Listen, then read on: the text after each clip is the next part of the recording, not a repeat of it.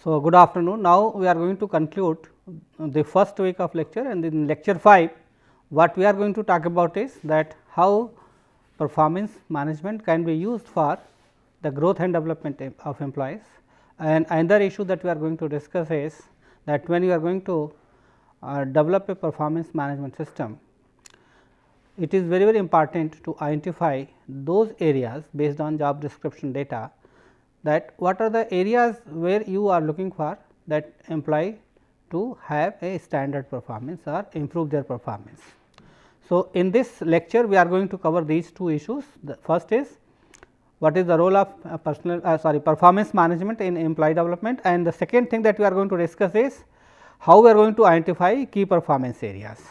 So, to start with, first of all we are going to see that how we can develop a plan for employees growth and development, right. So, most of the things we have already discussed, but here we want to specify specifically that what are the things that is to be done in order to improve the performance of the employees. And when we are going to develop a plan for the development of the employees, what are the things that need to be done. Now, if you look at this employee development plan, it talks about a lot of issues. So, the first thing is that we have to specify what are the plan of action that is to be taken. It means, once you are able to identify plan for the development of the employees in consultation with your supervisor, you are supposed to specify specific courses of action that is to be taken. Say for example, you are working as a HR professional and then you are supposed to negotiate with the employees, right, or their representatives, say unions, but you are not able to negotiate properly, and that is why they are taking an advantage, right, not creating a level playing field. So, the specific course of action here would be that you must learn negotiation skills, so that you are in a better position to negotiate with union and their representatives or employee representatives, and this is the area of improving your performance. So, it is important to specify what are the specific courses of action that one has to take in order to improve the performance. Now, if you have developed a plan, then it would also help you to see that what are the changes that is happening in your field or your profession or your area. Say for example, if you are a faculty in a particular specific area, say you are a faculty in marketing or a faculty in say finance or you are faculty in HR. So, if you are really concerned about your development, then you should know what is happening in the field, what kind of growth and development is happening, what kind of research is going on, what kind of networking is required for you to grow and develop you as a profession. So, this should also be included as a part of what you call your development plan. This development plan actually is based upon what? It is based upon two things. One is that you should be able to identify your strength and also your weaknesses are the areas where you need to improve yourself. So, the basic idea of the development approach at all is to look into these two issues, identifying strength and also identifying weaknesses. The idea is that if you are able to identify strength and weaknesses both, then in that case what happens? You can see that what plans needed is to correct yourself in order to improve your behavior or results on certain areas or accounts, and similarly you can further strengthen your core competence areas, right. So, it is very important for you to identify your development plan keeping in mind your competence as well as your weaknesses both, because your weaknesses might hinder your performance, right. So, when you are planning for performance and you have a developmental approach, it is very important that you develop an action plan to see that what are the areas where you need to develop yourself, right. Then if you are going for a development plan, then as a subordinate or as a line manager, you should think about some of the issues especially related to the development plan, that is, what is my development goal, how can I learn continuously, right, how can I do better in the future, what kind of performance problems I am likely to face in the future, or what kind of problems I have faced in the past. So, if you have faced certain performance related issues, and then you want to really develop yourself, then you should specify that within a given time frame how you can grow and develop, how can you do better in the next performance cycles. So, if you are able to answer these questions with a development plan, probably you will be on the right track. Now, after this employee development plan, we have to see what are the objectives, why you need a development plan objective. The idea is to encourage learning on a continuous basis, improving your performance and also a personal growth, because if you are going to network with say fellow colleagues, professional groups, then probably that helps you to go personally and professionally growth. Now, some of the specific objectives which a development plan should have is specifically related to improving your performance in the current job. Okay. Not only improving, but also maintaining the same performance level, that is sustaining the performance. Okay. That is very important, because suppose as a sales people you say that your target is to achieve x number of units in a given time period. Okay. So, whether you will be able to sustain this performance, and maybe next performance cycle you want to have say x plus 1 units. So, you are talking about sustaining performance and also improving performance on the current job, right. And also it helps you to prepare for your future growth and development, that is advancement, and this advancement is possible only if you have commitment for learning and growth, and that is possible if you are going to enrich yourself with your experiences of learning and growth. So, a development plan must look into these things, and that has to be done on a continuous basis, so that you are able to grow and develop. Now, I am giving here an example of a development plan of a faculty. Now, if you look at this, what I did here is that I have identified the professional development needs of a faculty, right, because this is the areas where they are supposed to do it, and here customers are basically our students. So, how are you going to deal with, and then how you are going to use Excel for doing certain activities. So, and then for professional growth and development you also need support. For example, if you want to go for some kind of online courses, you know that many students and faculty attend these online courses, whether these they are supported for doing these kind of courses, or attending workshops or conferences, or even on the job training, or suppose working for these kind of things. So, two things that is important. Once you are able to identify your development plan, so areas that you have to look at depending upon your requirement, and also the kind of support that is needed, and the time frame. So, the time frame is very important, because a development plan is for a specific period. So, you must complete that development plan within a given period. So, time frame is decided. You have to complete it within a given time frame, or workshop has to be completed by a particular date, otherwise it does not have any value, it is not going to add any value. Now, suppose you want to develop a content for a development plan of faculty. So, what are the things that is to be done for as a part of the development plan? So, it may include certain things like on the job training, doing certain courses, learning how to teach, or self guided reading. Suppose you are going through books, journals, magazines, and mentoring by the senior professors in the department, that also helps you to develop yourself. Then going for conferences, getting for higher degrees or diplomas, whatever is required, and then also performing different kind of activities, not only teaching, but also include say being a part of the research, training, consulting, so that you are rotated into different kind of activities. In addition to that, you also need to take certain administrative responsibilities as a part of the job, so that it will broaden your and enrich your experience.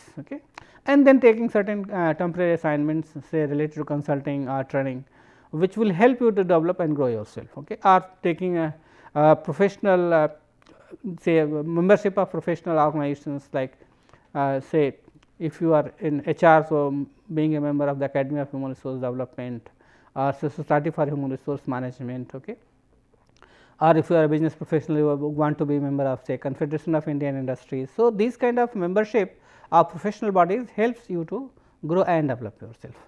So, why I am discussing it, because it is very important to identify as a part of your development plan what exactly you are going to do, are those activities. Now, what is the role of the supervisor in the process? So, when I am talking about supervisors, it is very important, because they are going to discuss the performance plan as we have discussed in the previous lecture.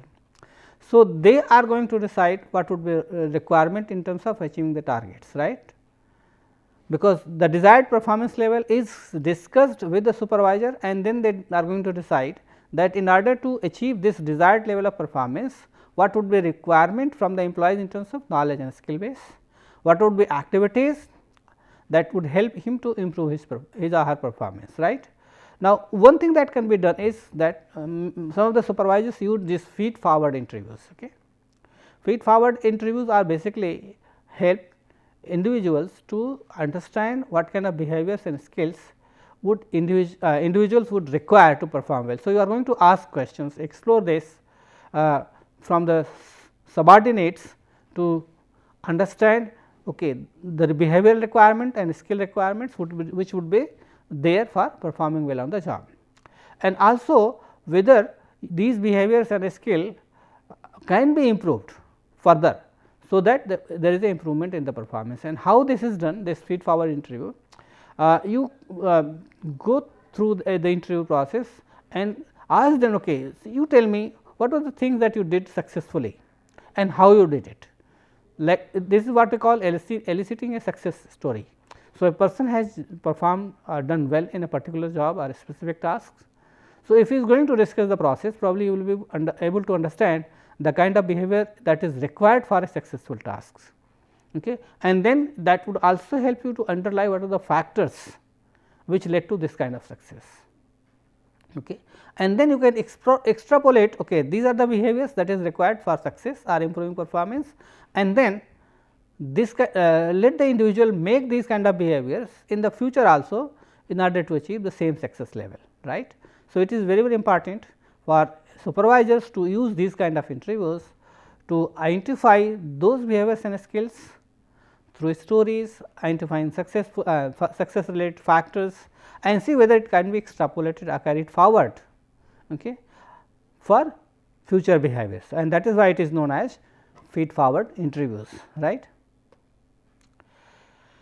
Now, what are the factors actually which is supposed to be there to promote successful implementation for any development plan for the performance, especially related to the individual. So, the first thing that you need to have is a development plan, that is very much required, and this development plan is decided based on what? Based on a discussion between the supervisor and the subordinate. Okay, this is my strength, this is my weakness, this is what I need to done to improve my performance, to overcome the weaknesses and further build my strength, right. Once you have developed this development plan, then you have to see that what are the opportunities that is available to you for going ahead. Okay. So, as I discussed that you need support, you need resources, you need opportunities. So, that is to be provided by the supervisor and the management to ensure that person is allowed to experiment with these things to make sure that he is able to develop himself. Okay. And similarly, the managers or the supervisors must be involved when you are going to develop a plan to ensure that how you are going to achieve this subjectively as well as objectively both. What I am trying to tell you here is that managers need to be involved in the assessment of these development plans. Why I am saying that? That make sure that these development plans are set in real terms, okay, which could be achieved, okay, which is realistic, which can be achieved within a given time frame. Okay. So, when you are going to set the development plans in a very objective fashion, manager must be involved in that, and then they should also monitor it on a regular basis to ensure that these development plan work out, right. Another thing is that managers must be committed to these development plans, okay, and make sure that this development plan is linked with their career and success of the employees, because suppose you have developed a plan for the employees performance and the performance has improved, but it is not linked with what you call the goal, personal and professional goal. Suppose this development plan with improved performance does not elicit any kind of reward or promotion for the employees, then probably it is going to be demotivated. So, you make sure that managers have it in their mind that whenever they are performing as per the expectations are having good performance, then it is leading to career growth and development of the employees, right. Since development plan is a part of the performance management system, and as a part of the performance plan you have to have it. So, you have to engage all the stakeholders in the process and make sure that it is done effectively. Okay. And then the evaluation of the employees is based on these development plans, because you have objectively defined what is to be achieved, how it is to be achieved as a part of the development plan. So, that could be used as a criteria for evaluating, and this could be done on the basis of the development plan. Now, another issue that we want to discuss, that once you have identified the development plan of the individual, okay, what is important? See, development plans are related to what? The areas where the person is going to improve his performance, right. Okay. So, another issue which is very important as a part of the development plan, that you need to identify those areas where you expect them to perform well. Okay. And this is known as key performance areas or key result areas. So, as a part of the process you need to identify the key performance areas of the employees, and it is very important, because all the activities do not equally contribute to the performance of the employees, right. So, if all the activities are not going to equally contribute to the performance of the employees, you have to identify what are those critical activities, what are the important activities which is performed by an employee over a given period of time, which contribute maximum to the performance of the employees, right. So, it is very important to identify the key performance areas, right, both in terms of behavior as well as in terms of results, right. So, it is important to identify it, so that the person knows, okay, these are the areas where I have to perform well in terms of behaviors or in terms of results. Okay. So, key performance areas are measured in terms of results that you are going to achieve as a part of your outcome, right. It is not related to what is expected of you, okay, but what you are going to achieve as a part of your development plan, right. Now, if I have taken some examples, and I will give you further examples to explain how we go about identifying key performance areas. Now, if you look at some of these examples like sales manager. So, sales, as a part of the sales manager job, you are going to perform a different kind of activities like contacting customers, going for market survey for new products, attending customer complaints, okay, providing better customer services through your agents and these kind of things. Now, do you think that these activities are the major activities which is performed by a sales manager? Are they going to contribute to the performance of the employees or the sales manager? If it is so, then it becomes the key performance areas. Later I will discuss that how we identify key performance areas. Now, suppose in case of an account manager. So, what is the responsibilities of the account manager? Preparing the budget, making sure the bill is paid as per the norms of the organization, okay, or going for computerizing the accounting process, so that you spend less, you are going to be cost effective, right. There could be other areas, I have taken here some examples.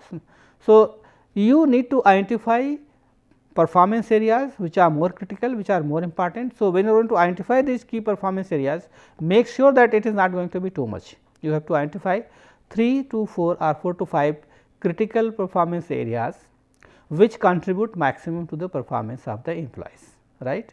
Now, I will take some other examples to explain that how do you go about it, right, and how it is done. Okay. Now, what is the process for identifying key performance areas? Okay.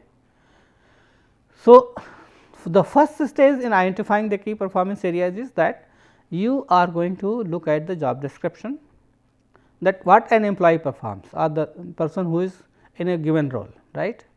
Then you are going to take opinion of the supervisors and also experts who know about the job well, right.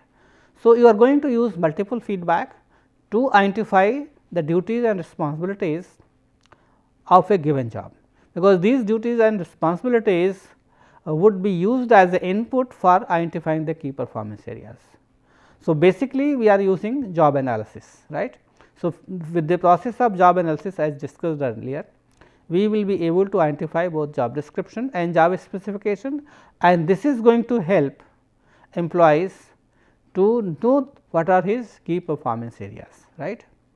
So, once you have identified key performance areas, okay, then you know that okay, these are the areas where you need to perform well, right. Now, again under each of these key performance areas, what you are going to do that okay, what are the various activities which you are going to do as a part of the job, right. So, you are going to list all major activities, the tasks that you are going to perform, how much time you are going to spend on that activities, how much it contributes to performance, and how is the performance level, right.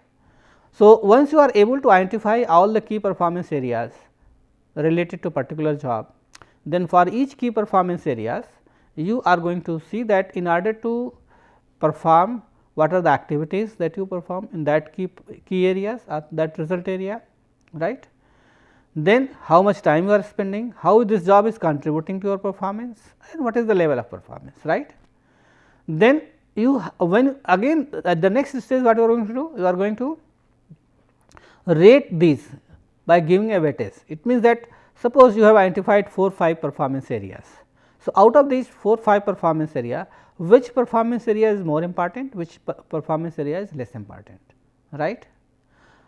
And then you are going to identify different performance areas for different kind of jobs. So, for each job you are going to identify key performance areas, and for each key performance areas again you are going to further subdivide into tasks, time, contribution and level of performance, right. So, once you are able to identify the performance areas for each KPA, then you have to see that how you are going to measure it. So, it is not only identifying key performance areas and its contribution, but also how we are going to see that the results have been achieved. Okay. So, that is how we go about identifying the key performance areas. Now, I will take some examples to explain this. Say here is one example that I have taken is how we are going to identify key performance areas using KPA, that is known as key performance area or key result areas. So, here I have taken a case of a general manager human resources. Now, if you look at the key performance area that have been identified, it include what?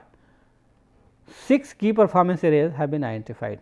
We can further reduce it if you think that one of these areas does not contribute to his performance. Okay. General manager is a specific position which oversees the HR department. Okay. There could be a person above him also whom he is going to report, or he could be the senior most person in the organization, right. So, the general manager of human resources has been identified, for which you are going to identify the key performance area and the key result areas. So, here 6 main areas have been identified like leadership development, okay, implementing performance management system in the organization, okay, attract, retain and motivating talent, then workforce planning or what you call the manpower planning, and then HR performance, you have to see that how HR department is performing. Okay. So, that is also to be reviewed by the HR head, that is the general manager, and then what kind of mentoring and coaching is being done for grooming and developing the talent. Okay. Now, once you have identified this, so you should know the process. So, how do you go about identifying the key performance areas? As I told you in the previous slide that you need to list down all the activities. Okay. Then once you have listed down all the activities, that is done by the person, then you cluster them into different categories, so that they become are classified into different areas, which is known as KPAs. Then for each KPAs you are going to see that how much they contribute to the performance of the employees, okay, and then you also see that how it is related to the result of the employees finally, right. So, if you look at this, you can see leadership development, for example. Okay. So, having a feed performance feedback system, performance feedback system like going for 360-degree, assisting management development, okay, instituting KPA, KRA for each job, identifying leadership competencies areas, developing plan for competencies, right, and then identifying their learning and development needs. So, all such activities have been covered under one area, that is leadership development.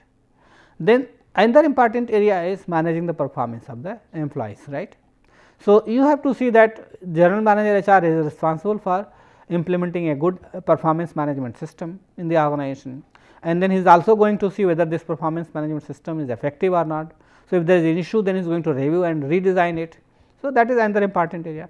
Then the third important area is related to motivation and development of the employees, right. It is very, very important, because you have to have a good compensation system, you have to see that how you are going to recruit good people, assess their performance and see that you are able to take career growth of the employees, right.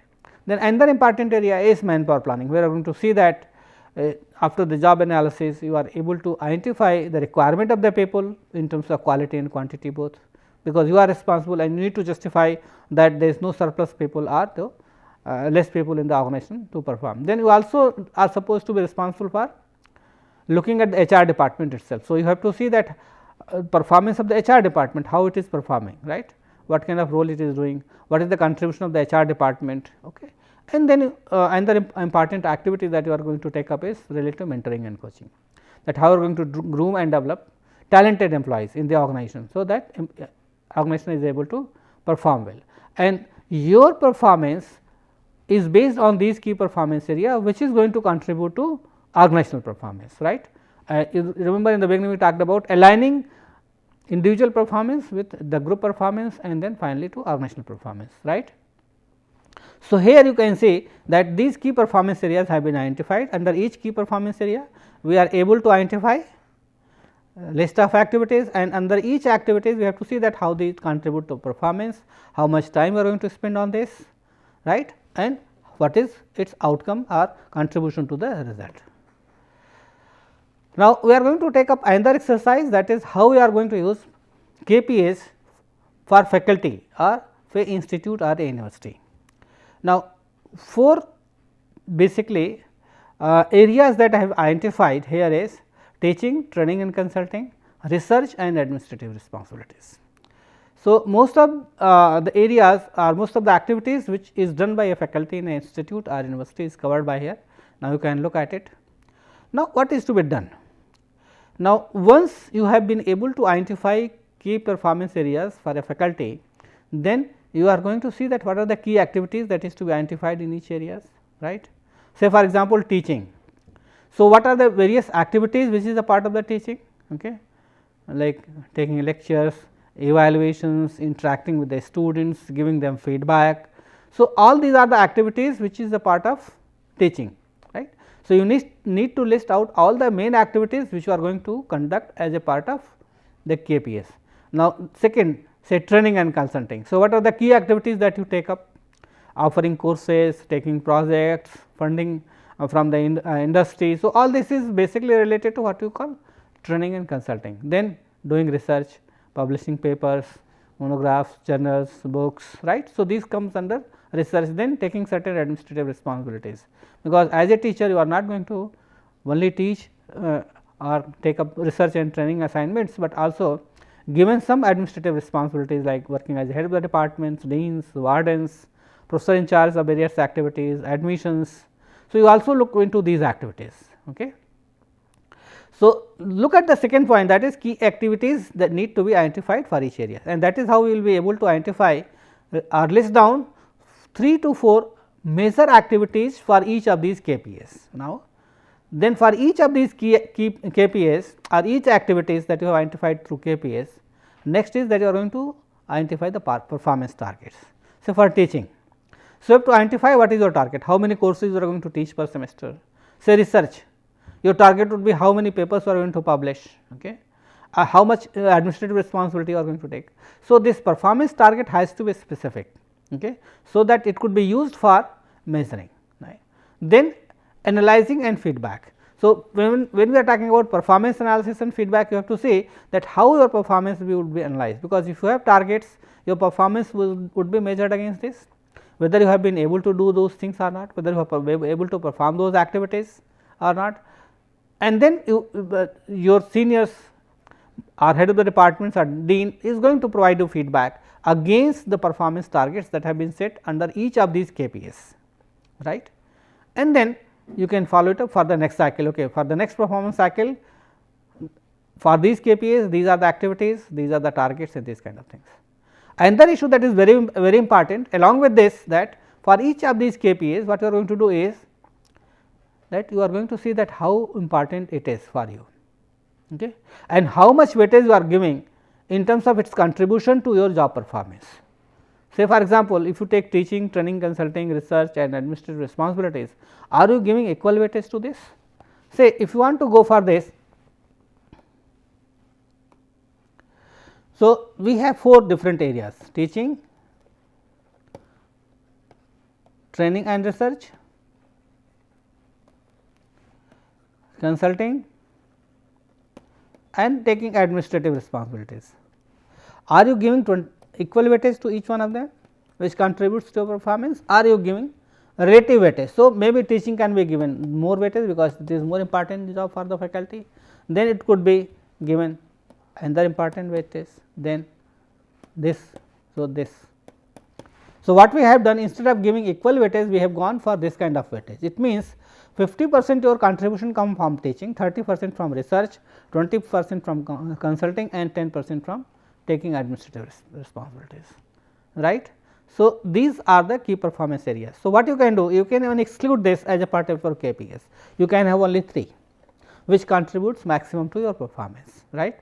So, this kind of relative weightage is to be given, and then for each of these areas you identify 1, 2, 3, what are the activities 1, 2, 3, 1, 2, 3. Okay. So, because and for each of these key areas, then again you are going to have performance targets.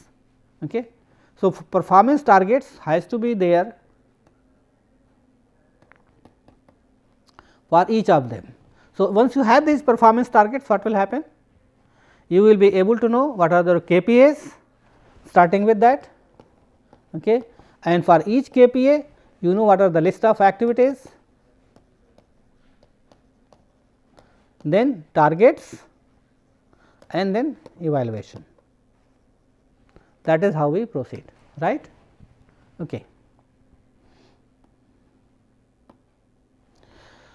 So, that is how we are going to identify the key performance areas for the faculty or the institute or university, right. Thank you very much.